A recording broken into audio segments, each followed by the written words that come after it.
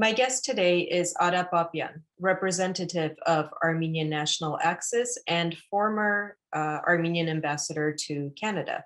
Ada, thank you for joining us today. Good morning. I don't believe you have officially announced this yet, but your political platform will be running in the upcoming June 20th snap elections, correct?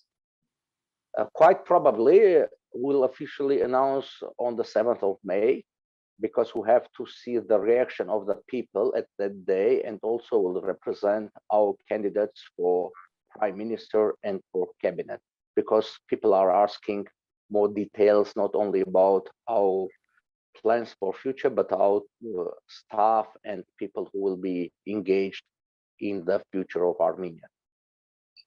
What exactly is a political platform in this case? Because you're not a political party, you're not running as a political party, correct? Yes, it's in Armenia, it's called Ազգային-Ժողովրդավարական Բևեռին. It's actually, if we translate, it will be poll, but it's more in English, it's more acceptable for Axis, because it's not a platform actually, because it's not a party, at least not yet. If we'll be running in the elections, we have to be registered as a party, because according to law, only parties and groups of parties can participate. And we, as you can understand from the name, from the title, it's a national democratic. We understand that the country must be governed based on democratic principles. But also for Armenia, it's very important to be a national state, for a nation, not only for the citizens of the Republic of Armenia who live there, but for whole Armenian nation, because actually the majority of Armenians, unfortunately, live abroad, but they are very strongly connected to their homeland, to their fatherland, and they want to support. And one of the ways to support Armenia, it's political support, participation in political life. This is that we want to create a nation state, and through this engage all Armenians all over the world to have a prosperous and a safe country.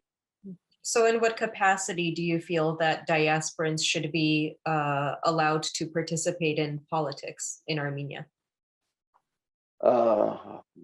In all fields of the lives, in political life, first of all, there is a restriction in our constitution that persons who hold a foreign citizenship, as well with Armenia, they cannot be elected. We want to remove this restriction to give, at the first step, possibility for Armenians to be engaged, to be involved in the parties that already exist in Armenia. Let's say in a list of a party, some diasporan Armenians can be listed, and with that list became members of parliament. In this way, diaspora can be strongly connected with political life in Armenia.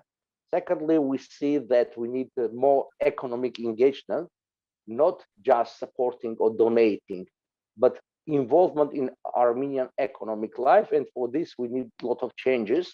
And we have to listen more and more to diaspora, to their suggestions, proposals, because they do understand more in this field. And this will give a possibility for economic, for more stronger Armenia. A recent poll found that 42% of Armenian citizens don't want to vote for the current or the former administrations. What do you think it will take for a third party to get those votes? Yes, you are right. And this is actually our target group. We think that if we can at least half of these voters convinced that to vote for us, it will be much stronger. Our positions will become much stronger. They need, first of all, to see possibilities to create safer Armenia. Because now, after this defeat, after this unfortunate war, people in Armenia are more and more concerned of their future, and not only economic future, but also just safety and security.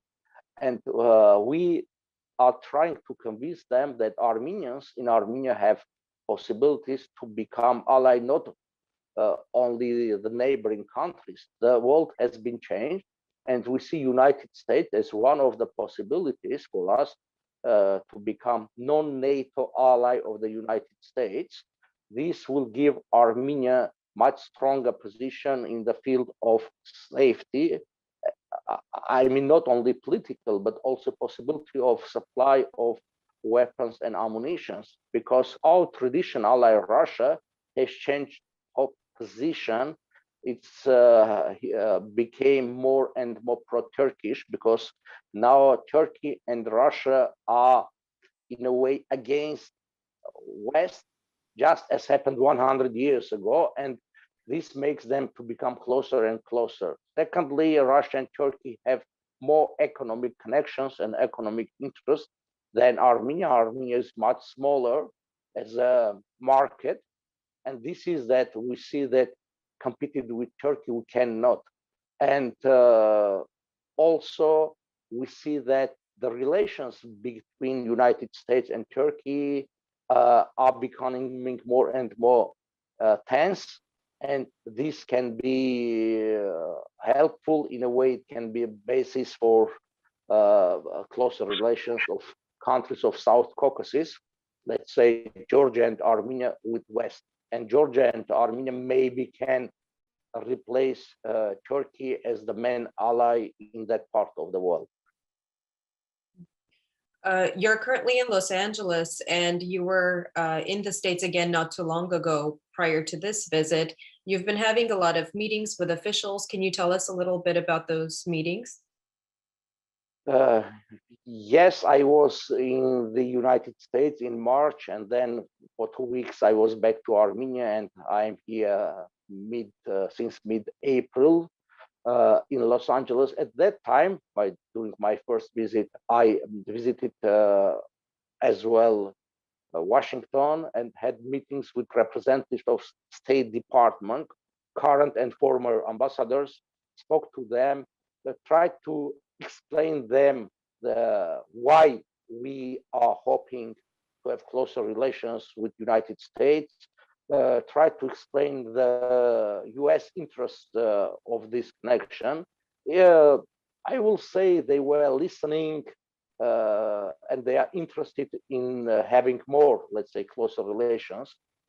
Also, I met some decision makers and decision shapers from very influential think tanks, let's say from Atlantic Council, from Defense University, with people who are in charge of relations with Eurasia, with South Caucasus. After Los Angeles, during this current visit, I will be visiting Boston.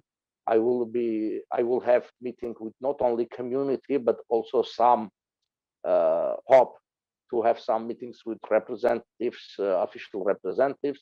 Then Washington, Princeton, New York, and back to Armenia just a month before the upcoming elections. You met with President Armen Sarkisian recently in Armenia. Did you discuss these meetings? Can you tell us a little bit about that meeting with him? Yes, I met him. I told him some details. I cannot go into telling the details of our meeting, but I got some advices from him. He's very experienced in international relations. He understands all these situations that now we are seeing unfolding. And also we discussed and I gave him the Turkish translation of Woodrow Wilson Arbitral Award, because we see this is one of the very important documents for Armenian foreign policies, kind of a leverage over Turkey, that because we all are uh, seeking to have better relations with Turkey, but our position is that it can be based on real interests, not just requests, and being weak in our region, it does not make Armenia, does not give Armenia possibilities to improve relations with Turkey. So we see President as one of the main pillars of our statehood, and with his experience and connections to have a better Armenia. I'm actually glad that you brought that up, because you've been arguing for a long time about the legitimacy of Armenian-Turkish borders. So for people who are just getting to know you today for the first time, can you tell us what you've been working on for years and years now in regards to that? Yes, I was working on the issues of legal basis of Armenian territories and borders, because usually people, when speak about Armenian territory, they do understand Soviet Armenia. But the borders of Soviet Armenia were not legitimate borders. They were drawn by Bolshevik and Kemalist movements. At that time, they were not legal representatives of recognized states. The only document that exists for, let's say, for Turkish Armenian international legal documents for Turkish Armenian border, it's the arbitral award by Woodrow Wilson, which was done on November 22nd, 1920. And since that time, de jure, the border is that one.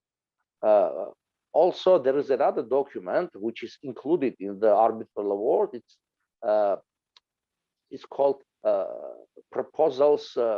report proposals of League of Nations.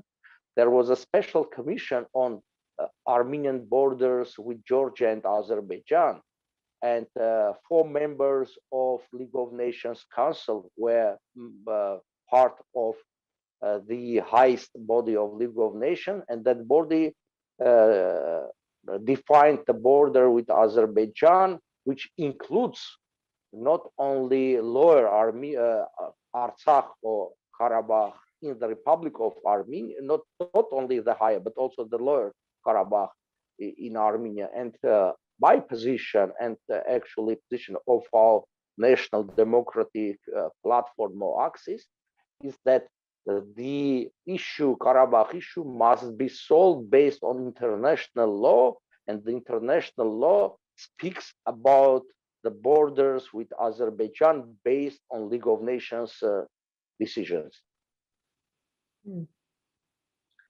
We met for the first time a couple of days ago, and you shared an interesting story about Vahan Kardashian. Can you share that with our viewers as well? Yes, Vahan Kardashian was a famous lawyer. He was, before World War I, lawyer and part of even Ottoman consulate in New York. But when he heard about massacres and genocide Armenians in Ottoman Empire, he resigned, and in 1918 he created with James Gerard, who was previously US ambassador to Germany, an organization called American Committee for Armenian Independence. And he was fighting for recognition by the United States, the Republic of Armenia, which was done on April 23rd, 1920. And let's say it was very important for Armenia because, let's say, Georgia and Azerbaijan at that time, they never were recognized by the United States. And after recognition, United States gave big support to Armenia. Let's say the mandate was failed. Unfortunately, Senate rejected the American mandate over Armenia, but anyway, they decided to give Armenia $50 million as a support, which was huge money at that time, and Armenia actually received $12 million. And with this money, Armenia recreated and rebuilt many things in Armenia. Unfortunately, Vahan Kardashian died in 1934 before and after that, he was forgotten by Armenian people. And now we see that through his legacy and through his life, we can show to Armenian and American people the joint history that we have with United States, because really we as a nations are very close. The first Armenian appeared officially that is documented on this soil. It was in 1618, Martin the Armenian, and after that, lot of connections, and especially, as I told already, during and after World War I, and Kardashian was one of them. And the Kardashian family name is now very famous in the United States, thanks to Kim Kardashian and Kardashian family. And we think that maybe a movie can be made on this, on live Bahan Kardashian, and through him to show our joint history with the United States. Do you think that or do we know if there is any relation between him and the Kardashians? Vahan Kardashian himself was born in Caesarea, which is in the western part of, let's say, Anatolia, or central part. Kim Kardashian's family is from Kars. But many families actually moved from, let's say, Western Armenia to Eastern Armenia after 1878, when Kars province became part of Russian Empire. It's possible, let's say, Kardashians of one of the branch of Kardashian family moved from Caesarea to Kars. We have to do a little bit more research because it's not so common family name, surname among Armenians, and I am sure that there is some kind of connection between all Kardashians. Before I do interviews, I normally announce the guests. And when I announced you as a guest, one of the most popular questions I got was about your affiliation with Sasna Црер. Can you explain about that? Sasna Црер, as you know, is a party in Armenia. I am not a member of any party, including Sasna Црер. I do support them. I did support as well during 2018, because I see that in Armenia there is lack of real national party. Unfortunately, the traditional parties, national parties in Armenia, they failed. They became as a puppets of the state and authorities. And Sasna Црер was at that time new party with new ideas. I supported them. And Sasna Црер is now part of National Democratic Axis, as alongside with European Party and some individuals. I support them, but I am not a member of any party. Do you feel like there is a misconception about them in general? Yes, for sure, because first of all, there is a confusion between Sasna Црер political party and Sasna Црер, let's say, military group. They have the same name, but they are different entities. One is a party which includes a lot of people, thousands and thousands of people, and the other was a group of motivated people with their vision how they will solve the problems. Now, I don't want to discuss was at that time is right or wrong, because many people at that time were thinking solving the problem with force, even forcing authorities to resign. It happened what happened. But now Sasna Црер, they several times declared that that page already is closed and they are in the field of politics. And it's quite probable that the members of Sasna Црер in near future will become members of a new party. It will be some kind of restart because, as we spoke already, to participate in the upcoming elections, National Democratic Axis must be registered as a party. Do you feel like you have enough time until June 20th to prepare properly for the elections? Because there's only just a little more than a month left. Anyway, regardless the elections, we were doing our best. We were meeting people all around Armenia, as well in diaspora, explaining them our ideas, our vision. So it was some kind of preparation. We cannot compare our, let's say, possibilities, capacities with other parties or groups. It's even not a party, but we are opening offices in many parts of Armenia because we need to have closer connection with people, to speak to them directly, not only via Facebook or internet, also to meet them. We do not have a TV station as many political groups have. Some of them have several. Nikol Pashinyan and his party has also big resources of the state. They are using public TV for their party and for their group. We do not have all this. But we are trying to do our best to explain the people, and we see very positive dynamics of understanding our ideas. And if we will succeed to really make people to understand our real program, not this misconception or misinterpretation of our vision. In the event that you're successful, what would you prioritize? We see that we need to have much closer relations with West. Unfortunately, Armenia is totally under Russian control, and we are losing here our statehood. We need to have balanced foreign policy as used to have. When I was in Foreign Affairs Ministry, we were much closer with Russia and with Western countries.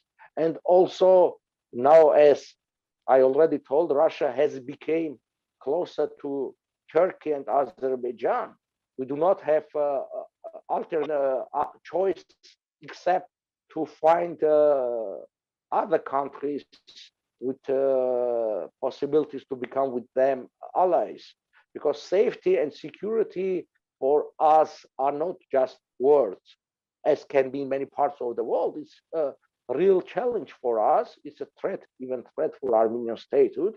We need to be sure that we will rely not only, let's say, on Russian support, which failed during this last war, but also some other countries can support Armenia as well. Thank you so much for your time. Thank you for the interview, for this possibility to speak to people.